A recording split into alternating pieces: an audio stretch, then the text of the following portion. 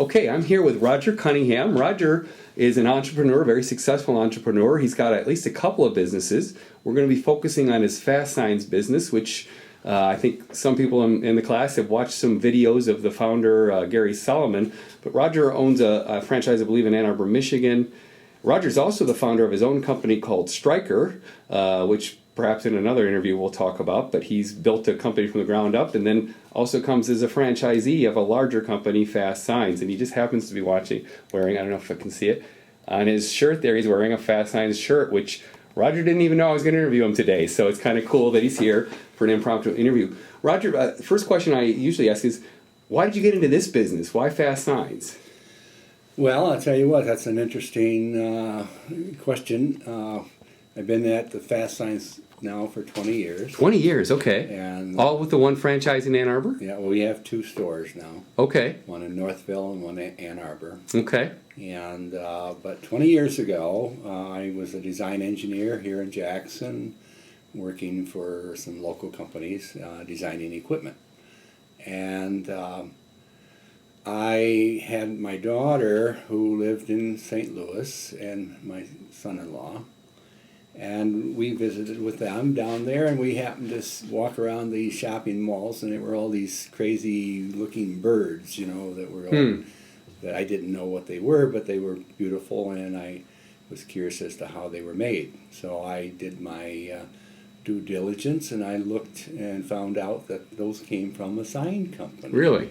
Yeah, and so while I did my investigation of the sign business, I stumbled across the fact that these are franchised, and I didn't know that. Yeah, I didn't know that either until I came across FASTSIGNS. Yeah, so, and 20 years ago, there weren't too many of them around. Matter of fact, we were the first ones in Michigan as far as that type of business. So I found out that Ann Arbor was open for a franchise, and I just went for it because I liked those birds. Figured, well, we'd probably make those eventually, and after 20 years, I've never made them yet. Just in context, did you already started Stryker and Stryker was doing well, or was this before Stryker? No, Stryker is a recent. Okay, so FASTSIGNS came first. FASTSIGNS came first. Okay. Stryker came out of FASTSIGNS, our need to drive posts for signs. Oh, okay. And I found out that driving posts is a lot of hard work, and I thought, well, shoot, there must be an easier way to do that. So I designed the post driver, and that's where Stryker came from. Very interesting. Okay, so you bought a FASTSIGNS franchise, one of the first ones in Michigan about 20 years ago? 20 years ago. It was the first one. It was the second store in Michigan. Okay. And was it tough at first, running a franchise? No, it was very easy, matter of fact, because it was a brand new industry. There was nothing like it in Ann Arbor. There's nothing like it other than the other FASTSIGNS store that was in Northville, or in Farmington Hills. So, quick aside, if I might, it's interesting the time. We're talking like mid-1990s, maybe early 1990s. 92, yeah. I was working for a manufacturing company then, and I actually had a fair number of signs made, big signs like banners for big events. Yeah. And I had a heck of a time. This was right in the city of Ann Arbor. I had a heck of a time finding a good sign manufacturer. I finally found one guy that was basically a one-man show, and he did signs for a couple years, and then he quit doing it.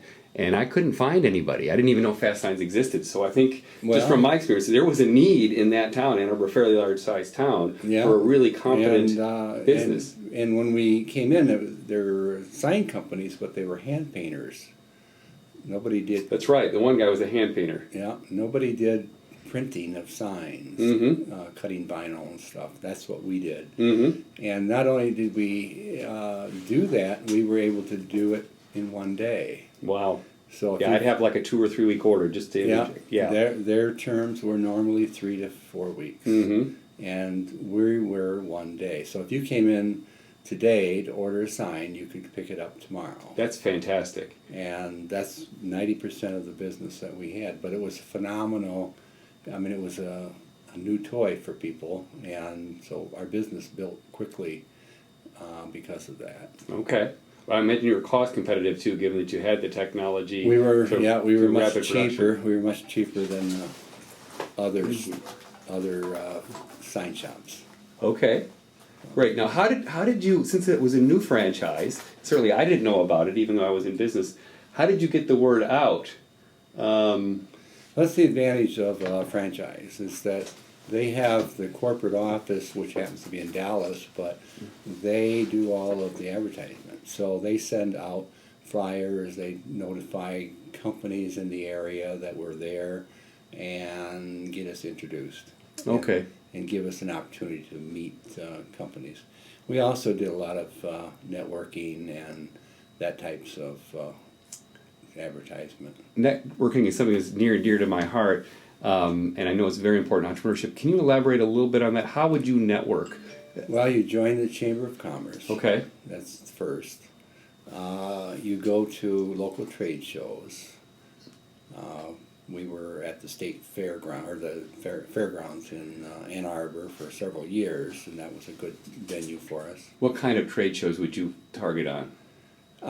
In that particular case, it happened to be a home builders show, but, Okay. a lot of people go through there, and they're not necessarily looking for signs, but they get to find out that you are in existence, Mm-hmm. and that's what we did. I also did things like the March of Dimes.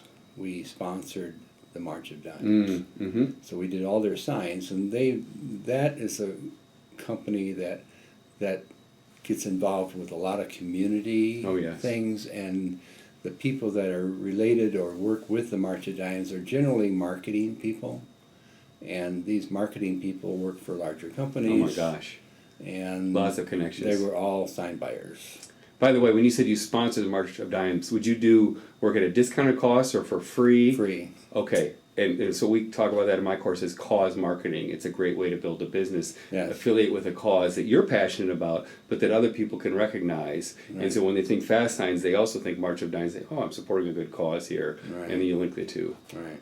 And then, as you said, that helps your network because so many people in March of Dimes had other businesses that needed signs, and you just ballooned from there. Every business in Ann Arbor got to know Fast Signs through the March of Dimes. Terrific. And it was phenomenal for us. We also did the Yellow Pages. That was very expensive. Pre-internet days, right? Pre-internet days. Would you do Yellow Pages today We in don't do 'em. 2013? We don't do them anymore. Yeah, I wouldn't think so. No, we do the internet. Mm-hmm. But Yellow Pages are gone. Mm-hmm. They don't even publish the books anymore. Okay, yeah, I haven't looked at a phone book in years. Right. If you want to know something, click it on a computer. Exactly. So how do you approach your internet advertising then? Where do you go for that? Well, Fast Signs Corporate, if you watch the TV, you'll see our ads. Oh. Every once in a while, you'll see a Fast Signs ad on TV. So those are what drives the internet. Now, and I don't watch much TV. So will there be a tag like in the local Ann Arbor media market that'll say see Fast Signs at this location, or is it just a generic It's a Fast generic Signs? corporate ad with Fast Signs, but we're located on Washington Avenue, which is the highest traffic area in the city. Mm-hmm. Right off the highway, US 23 also, aren't you? Right Mm-hmm. off the highway on 23. And so we have about 70,000 cars a day go by that spot, Mm-hmm. and that spreads the word as well. Okay, great. Location. It is location. And you've got that big color. I drive by there quite frequently. You've got a very big, colorful sign. Of course, you're inside business, but you can't drive by there without noticing that. I mean, you could be totally just spacing out, but if you're looking at all on that strip mall, that sign jumps out at you. Yeah, you see it. Okay. And the more times you go by it, the more impressions it makes. Okay. And that's what the sign business. Now, the sign business is about marketing.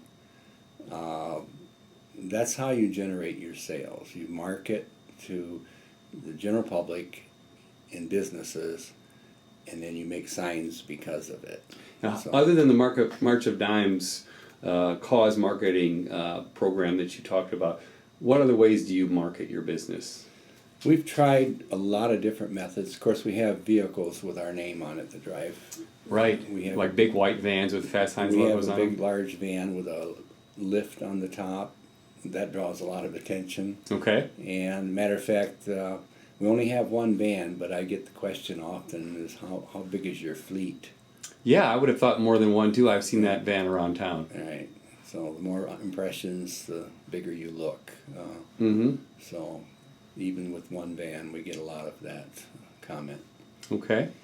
Is most of your advertising? You mentioned the home office does the TV advertising, and then you've got a lot of word of mouth network. Would that be your most effective way? You think the word of mouth? Word of mouth is probably number one. Okay. University of Michigan is a big customer of mine. It's the biggest employer in the town. But in if Ann you Arbor. went over to the University of Michigan to try to sell them signs, you wouldn't sell one sign because all the doors are locked. Yeah, so how do you get into that huge network? Word of mouth. Word of mouth. Through March of Dimes in part? Part. Yeah. And the other is to do work for one department and do a good job, and they let other people know that there's a company out there that does a nice job. And But how do you break into the first department if all the doors are locked? well, there's two avenues that we have over there. There's sports marketing Mm-hmm. that we go directly to, and we also go through a student union. So both of those are the source for us to penetrate the university. So the sports marketing, something was not locked there if you got in there. I know that's a huge part of the university, but how did you get in there? Was it a March of Dimes connection or some other way? That's difficult to say. I think because of the early entry into the Ann Arbor market for us, and we went there early, there weren't any other sign companies that were able to do things as quickly as we did. Mm-hmm. So that got us, and also as inexpensively as we were able to do. Okay. So that got us in. Yeah, And I imagine just having been a buyer of signs for many years and putting myself in the University of Michigan's mindset athletic department, you've got an event coming up and oh my gosh, it's coming up in 3 weeks. I need a sign out there right away to start promoting it. And if your hand painter tells you I'll have it for you in 3 to 4 weeks, you go, see ya, because the event will be over by then. And then Roger says I'll have it for you in 24 hours, and you go, sold to the man in the white shirt. what we've done is we've made everybody a procrastinator over there. Which they probably love. They wait till the last minute to order their signs. Roger will bail me out. Good. Good. No, I think that's a huge part of marketing is getting inside the customer's head and realizing they're going to need signs at the last minute because they've got so many things going on. And oh yeah, we need to put out a big sign and we need it out there tomorrow. How can we get that done? And Fast Signs comes to mind. You've got that brand image through some of the methods we've talked about, and they typically just call you or They do. Mm-hmm. Okay. Call me and they've either been referenced by someone else or they've heard about us. Okay. So Very good. And how did you went into Ann Arbor before? Was it Northville your second store? Northville is our second store. And when did you make a decision to branch out?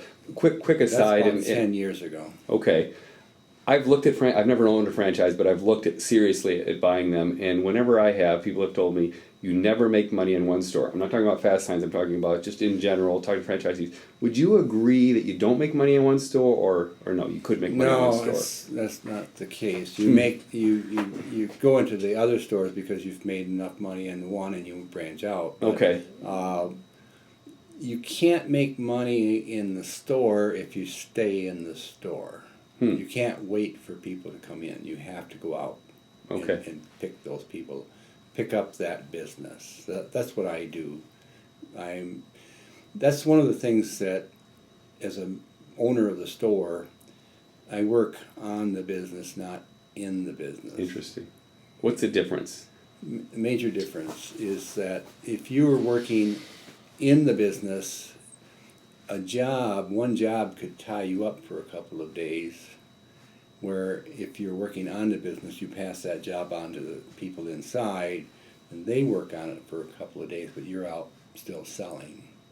So that's a trap if you let yourself get into it. You have to prevent yourself from getting into that trap. Mm-hmm. And so that's one of the key rules of the game, is to work on your business, not in the business. Very good. And how many employees do you have then in the business? We have 5 in Ann Arbor and 3 in Northville. Okay, full-time employees. Right. In the videos, I think my students have watched on Fast Signs at the corporate level with Gary Solomon, who told me has since sold the business. They try to make a point that they've got this strong internal culture, and that really affects their entire organization.